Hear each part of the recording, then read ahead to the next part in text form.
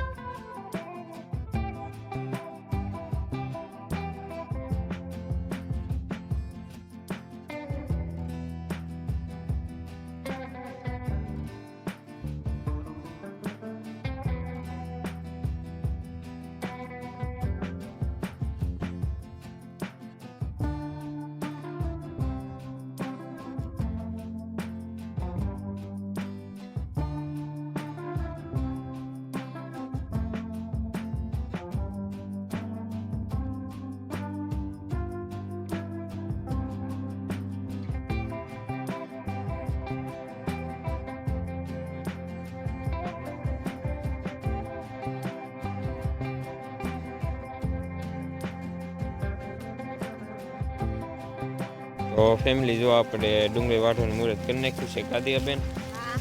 તો આ શિલ્પાબેન વાટે છે, કા શિલ્પાબેન અને મા મમ્મી આ બાજુમાં ખડી કરે છે. કા મમ્મી?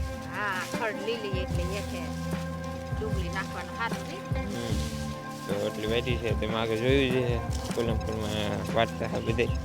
તો વ્લોગમાં છેલ્લા સુધી બને રહેજો. ચેનલમાંથી પહેલી વાર આવી તો સબસ્ક્રાઈબ કરવાનું પણ ભૂલતા નહીં. તો હાલો પછી મળીએ. તો ફેમિલી આપણે પહેલી થેલી નાખી દીધી છે આપણે શિલ્પાબેન ને કા શિલ્પાબેન.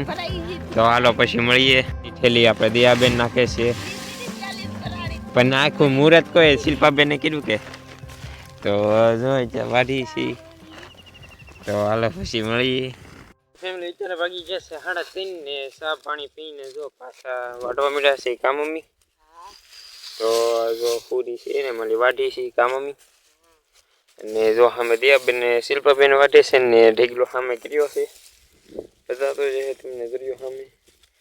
તો એક બેન 3 ત્રીજી પૂરી હાલે. કા મમ્મી? ત્રીજી